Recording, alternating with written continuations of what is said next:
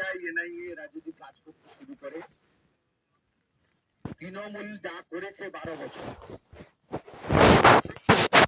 আজকে আমি কয়েক হাজার মেয়ের সঙ্গে হেঁটেছি এবং অন্তত 40-50 জন ভিকটিমের সঙ্গে 1-to-1 কথা বলেছি। আমি ভেবেছিলাম আমাকে তারা হয়তো ভুলে বলবেন না, তো তারা তাদের অত্যাচারিতের কথা আমাকে বলেছে এবং তারা বলছেন এটা একদিনের ঘটনা নয় দাদা। তৃণমূল ক্ষমতায় আসা এবং 13 সালে শাহজাহান সিপিএম থেকে তৃণমূলে যোগ দেওয়ার পরে 13-র পর থেকে কন্টিনিউয়াস শাহজাহান এবং তার বাহিনী এটা চালিয়ে যাচ্ছে।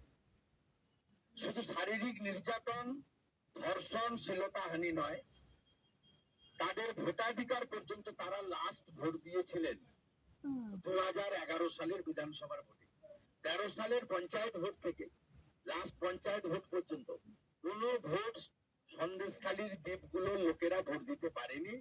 আমার কাছে তারা বলেছে, সবার সামনে বলেছে, একটা জায়গায় নয়, আমি 8টা পাড়াতে ঘুরেছি। যেখান থেকে আন্দোলনের শুরু, পাত্রপাড়া থেকে শুরু করে বিকাশ সিং এর বাড়ি, কোথাও বাকি রাখেনি। আমি 6 কিলোমিটার পদব্রজ করেছি, সামান্য টোটোতে ছিলাম। শুধু তারা নয়, আমাকে নিয়ে গিয়ে তারা জলকর দেখিয়েছে। 75 বছরের বৃদ্ধ কেঁদেছে, 10 বিঘা জমি নিয়ে নিয়েছে শিবু হাজরা। 65 বছরের প্রবীণ কেঁদেছে, আমার 7 বিঘা জমি নিয়ে নিয়েছে শিবু হাজরা। আমাকে নিয়ে গিয়ে 703 বিঘা জমির জলা দেখানো হয়েছে, যেখানে উপজাতি এবং তফসিলিদের জমি দখল করেছে।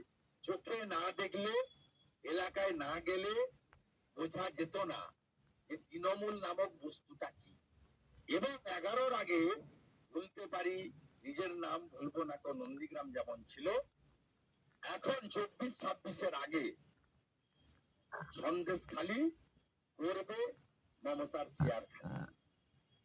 জোট বেঁধেছে জনতা, যাবে এবার মমতা।